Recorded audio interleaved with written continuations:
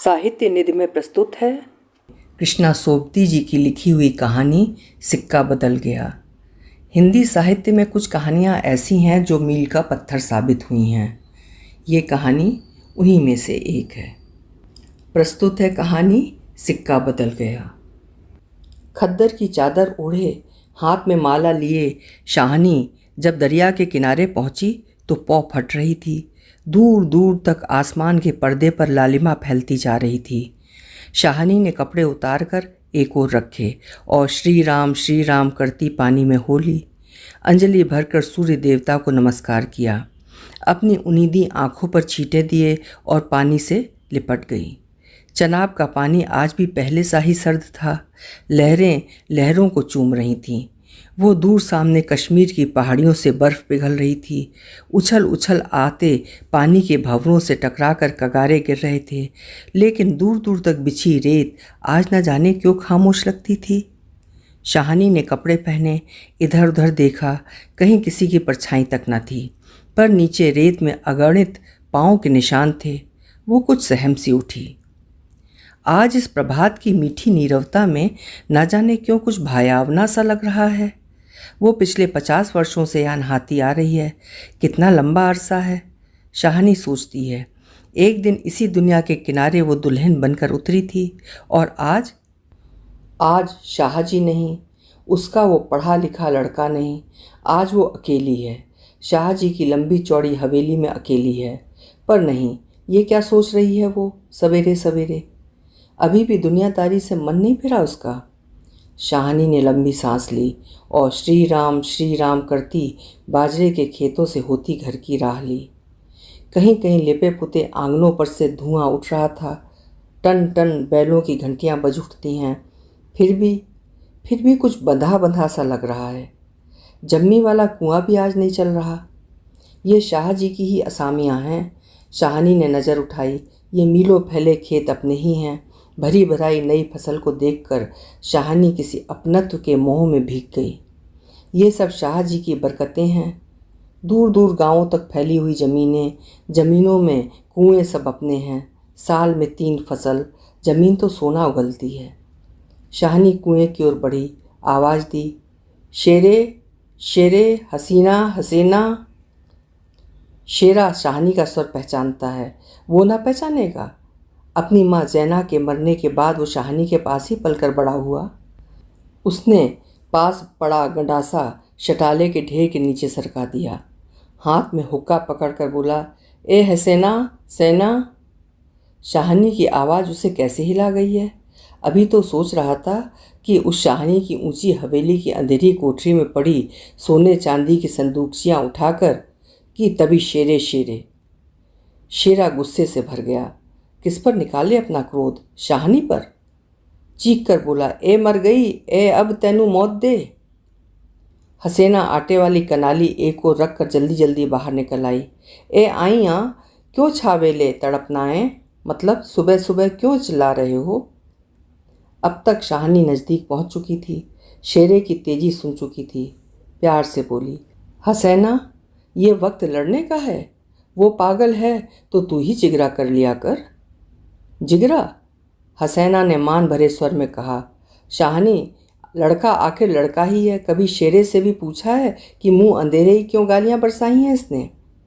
शाहनी ने लाड़ से हसीना की पीठ पर हाथ फेरा। हंसकर बोली, पगली, मुझे तो लड़के से बहू प्यारी है। शेरे? हाँ शाहनी, मालूम होता है रात को कुल्लू बाल के लोग आए हैं यहाँ, शाहनी ने गंभीर स्वर में कहा। शेरे ने जरा रुककर घबरा कर कहा, नहीं शाहनी। शेरे के उत्तर की अनसुनी कर शाहनी जरा चिंतित स्वर से बोली, जो कुछ भी हो रहा है अच्छा नहीं। शेरे, आज शाहजी होते तो शायद कुछ बीच बचाव करते, पर।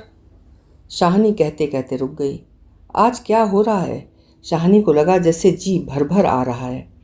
शाहनी को बिछड़े कई साल बीत गए, पर आज कुछ पिघल रहा है, शायद पिछली स्मृतियाँ। आंसुओं को रोकने के प्रयत्न में उसने हसीना की ओर देखा और हल्के से हंस पड़ी। और शेरा सोच ही रहा है, क्या कह रही है शाहनी आज शाहनी क्या, कोई भी कुछ नहीं कर सकता, ये होके रहेगा। क्यों ना हो? हमारे ही भाई बंदों से सूद ले लेकर शाहजी सोने की बोरियां तोला करते थे। प्रतिहिंसा की आग शेरे की आंखों में उतर आई। गंडासे की याद हुआ आई। शाहनी की ओर देखा। नहीं नहीं, शेरा इन पिछले दिनों में 30-40 कत्ल कर चुका है, पर वो ऐसा नीच नहीं। सामने बैठी शाहनी नहीं, शाहनी के हाथ उसकी आंखों में तैर गए।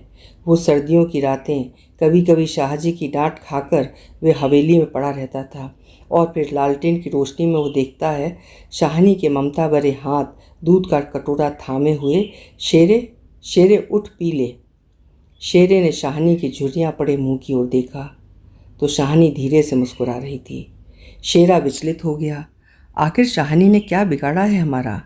शाहजी की बात शाहजी के साथ गई, वो शाहनी को जरूर बचाएगा। लेकिन कल रात वाला मशवरा वो कैसे मान गया था? फिरोज़ की बात, सब कुछ ठीक हो जाएगा, सामान बांट लिया जाएगा। शाहनी चलो तुम्हें घर तक छोड़ाऊँ। शाहनी उठ खड़ी हुई। किसी गहरी सोच में चलती हुई शाहनी के पीछे पीछे मजबूत कदम उठाता शेरा चल रहा था। शंकित सा इधर उधर देखता जा रहा था। अपने साथियों की बातें उसके कानों में गूंज रही हैं, पर क्या होगा शाहनी को मारकर? शाहनी, हाँ शेरे। शेरा चाहता है कि सिर पर आने वाले खतरे की बात कुछ तो शाहनी को बता दे, मगर वो कैसे कहे? शाहनी। शाहनी ने सिर ऊंचा किया। आसमान धुएं से भर गया। शेरे। शेरा जानता है ये आग है। जबलपुर में आज आग लगनी थी, लग गई। शाहनी कुछ ना कह सकी। उसके नाते रिश्ते सब वहीं हैं। हवेली आ गई। शाहनी ने शून्य मन से ड्योढ़ी में कदम रखा। शेरा कब लौट गया उसे कुछ पता नहीं। दुर्बल सी देह और अकेली, बिना किसी सहारे के, न जाने कब तक वहीं पड़ी रही शाहनी। दोपहर आई और चली गई। हवेली खुली पड़ी है। आज शाहनी नहीं उठ पा रही, जैसे उसका अधिकार आज स्वयं ही उससे छूट रहा है। शाहजी के घर की मालकिन, लेकिन नहीं, आज मोह नहीं हट रहा। मानो पत्थर हो गई हो। पड़े पड़े सांझ हो गई, पर उठने की बात फिर भी नहीं सोच पा रही। अचानक रसूली की आवाज़ सुनकर चौंक उठी। शाहनी, शाहनी सुनो, ट्रकें आती हैं लेने। ट्रकें? शाहनी इसके सिवाय कुछ नहीं कह सकी। हाथों ने एक दूसरे को थाम लिया। बात की बात में खबर गांव भर में फैल गई। बीबी ने अपने विकृत कंठ से कहा, शाहनी, आज तक कभी ऐसा ना हुआ, न कभी सुना। गजब हो गया, अंधेर पड़ गया। शाहनी मूर्तिवत वहीं खड़ी रही। नवाब बीबी ने स्नेह सनी उदासी से कहा, शाहनी, हमने तो कभी ना सोचा था। शाहनी क्या कहे कि उसी ने ऐसा सोचा था। नीचे से पटवारी बेगू और जेलदार की बातचीत सुनाई दी। शाहनी समझी कि वक्त आन पहुंचा है। मशीन की तरह नीचे उतरी, पर ड्योढ़ी न लांघ सकी। किसी गहरी, बहुत गहरी आवाज़ से पूछा, कौन कौन है वहाँ?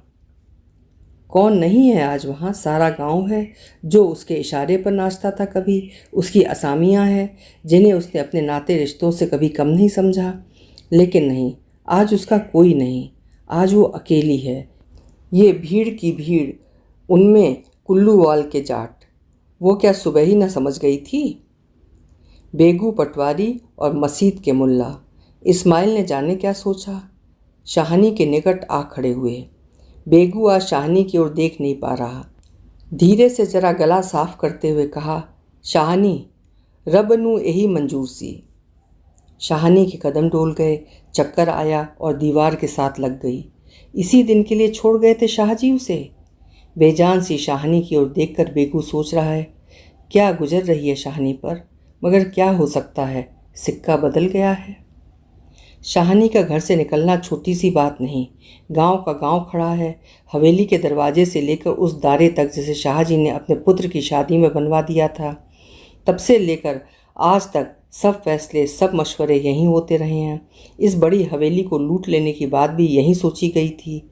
ये नहीं कि शाहनी कुछ न जानती हो, वो जानकर भी अनजान बनी रही। उसने कभी बैर नहीं जाना, किसी का बुरा नहीं किया। लेकिन बूढ़ी शाहनी ये नहीं जानती कि सिक्का बदल गया है। देर हो रही थी। थानेदार दाऊद खां जरा अकड़ कर आगे आया और ड्योढ़ी पर खड़ी जड़ निर्जीव छाया को देखकर ठिठक गया। वही शाहनी है जिसके शाहजी उसके लिए दरिया के किनारे खेमे लगवा दिया करते थे। ये तो वही शाहनी है जिसने उसकी मंगेतर को सोने के कनफूल दिए थे मुँह दिखाई में। अभी उसी दिन जब वो लीक के सिलसिले में आया था तो उसने उद्दंडता से कहा था, शाहनी भागोवाल मसीद बनेगी, 300 रुपया देना पड़ेगा। शाहनी ने अपने उसी सरल स्वभाव से 300 रुपये दिए थे। और आज शाहनी ड्योढ़ी के निकट जाकर बोला, देर हो रही है शाहनी, कुछ साथ रखना हो तो रख लो, कुछ साथ बांध लिया है सोना चांदी। शाहनी अस्फुट स्वर से बोली, सोना चांदी? जरा ठहर कर सादगी से कहा, सोना चांदी? बच्चा, वो सब तुम लोगों के लिए है, मेरा सोना तो एक एक ज़मीन में बिछा है।